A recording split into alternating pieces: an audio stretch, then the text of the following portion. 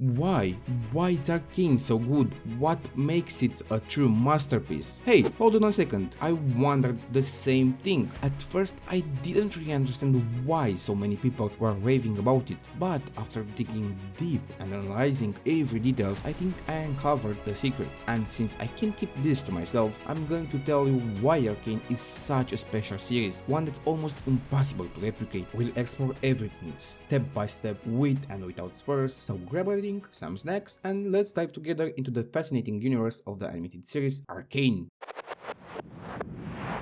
Hi, I'm Azabe. Before we start, I recommend you checking the chapters of the video to avoid the spoilers. Enjoy watching! To start, we have to acknowledge that the artistic style of this series is simply phenomenal. Not only it is unique, it's so well executed that if you pause at any moment, it feels like you are looking at a meticulous crafted work of art, not just a simple frame from an animated series. And just so you don't take my word for it, I've prepared some clear examples. Now that we have established how impressive Arcane art is, let's move on onto the story. What makes the story so special? Well, over the years, Riot Games has reworked and reimagined the lore behind the League of Legends game, and with Arcane, they took things to a whole new level, creating a complex story. The creators don't shy away from using curse words or other expressions that aren't exactly PG-13 when needed. The story could have been much more complex, and believe me, they had enough material to add another 10-15 characters without any problem. Yet they choose to present a simplified version focused on a small part of the vast lore. But paradoxically, it's precisely this simplification that helped Arcane become an accessible and captivating story for a broader audience. So, if you are wondering whether the story is successful, the answer is a resounding yes.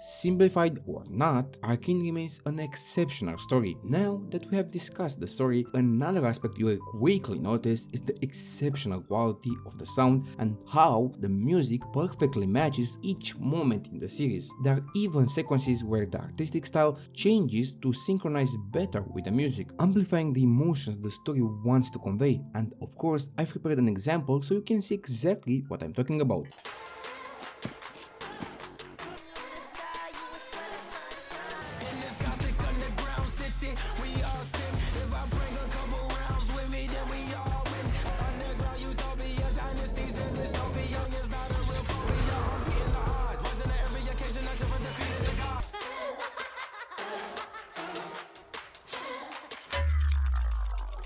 But let's not forget that the sound in Arcane doesn't stop at the music. It's so well executed that even the actors' voices add tremendous value to the experience. I'd even dare say that even without phenomenal artistic style of the animation, the story would still hit just as hard. But with this unique blend of visual art, captivating story, and perfectly tuned sound, Arcane becomes an absolutely brilliant experience. There's something super important I want to mention about Arcane before the spoiler section. I don't know how many of you are familiar with the so-called curse of video game adaptation into series or movies. Yes, over time we have seen countless failed attempts to bring game stories to life, whether in animation or live action. A notorious example is the World of Warcraft movie. Though it had impressive effects, the story, well, was a total disaster. But Arcane does something that few adaptations have managed. It gives you a compelling story that not only stays true to the original lore, but it's also accessible to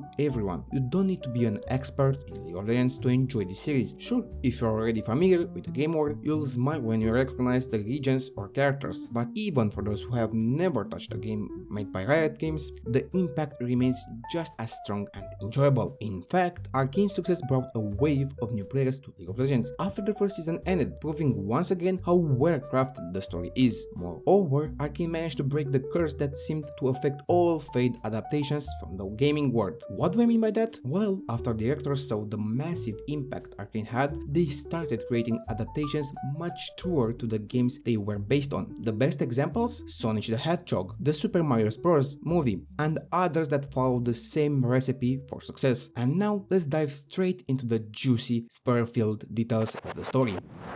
Let's start with one of the coolest aspects of Arcane. The story grabs you instantly and isn't afraid to get dark when necessary. The creators have no problem using gritty language or showing the darker side of Zaun, which contrasts sharply with Piltover. The two twin cities are like night and day. Piltover, bright, clean, is full of wealthy people living the good life, while Zaun is a dirty, depressing place plagued by poverty, crime, and people barely scraping by. The contrast between these two worlds is fascinating. In Piltover, you will see the blue sky, impressive architecture, and everything seems perfect. But in Zaun, the city beneath Piltover, light barely reaches, and everything is patched, chaotic, and full of filth. The story plays perfectly with this contrast, unafraid to become dark or brutally honest when necessary. What makes Arcane truly special is the way you see the story from multiple perspectives, and the characters are so well developed that even when they make poor choices, you understand their motivations. All these details, suspense, and mystery draw you deeper into the story with every episode. To help you understand just how complex Arcane's story is and how it revolves around the characters, let me give you a clear example. Jinx, known as Powder before she lost her mind. Her story is perhaps the best illustration of transformation and contrast in Arcane. You see her gradually change from an innocent child into a ruthless, insane monster. Even when Jinx practically becomes the story antagonist, destroying, torturing, and caring poorly for fun, you can still understand how she got there. You end up empathizing with her and might even hope things will improve,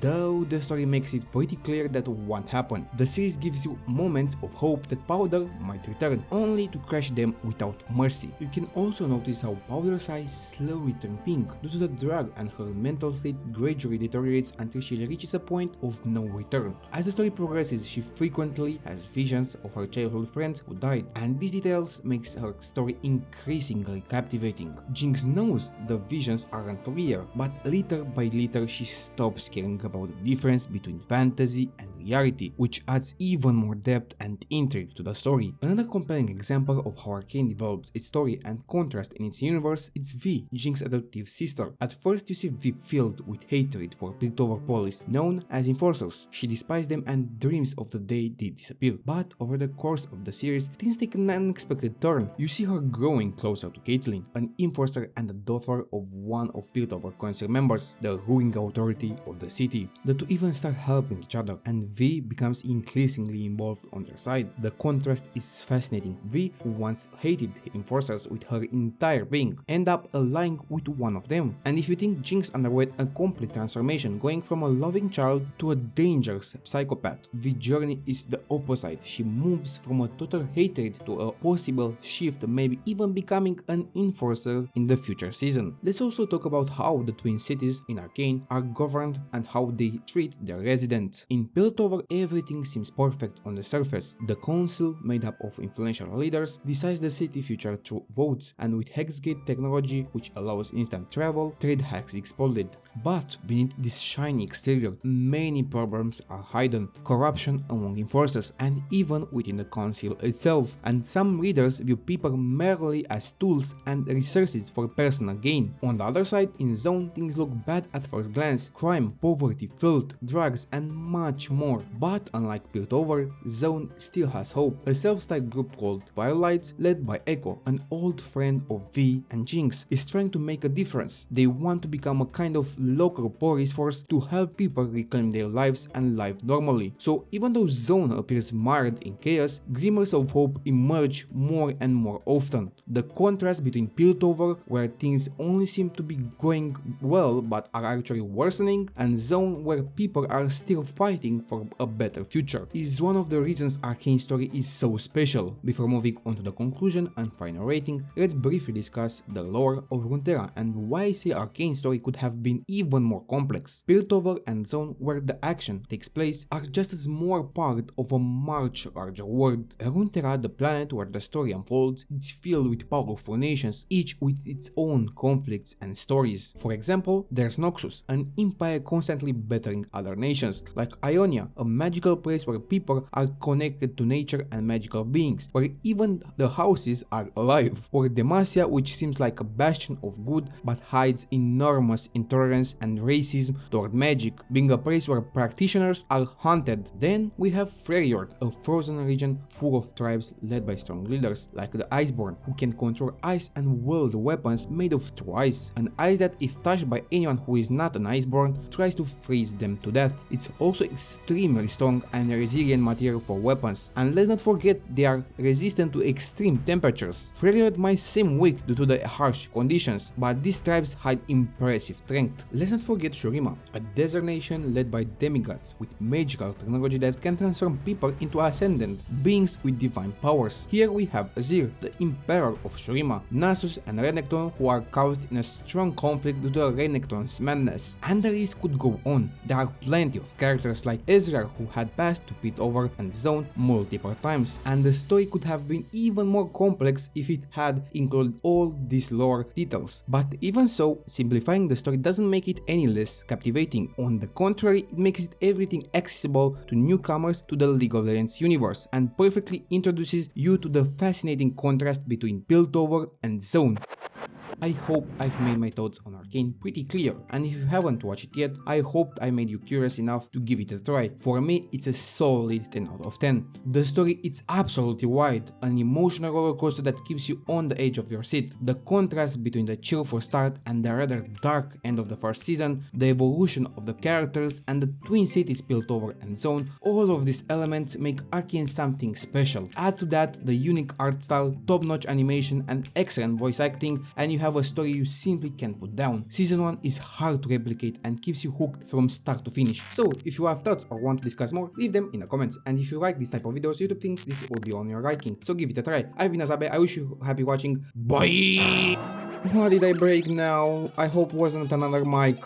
What do you mean it's staying? You nuts, are you making me look like an idiot again? Like I have no idea what I'm doing?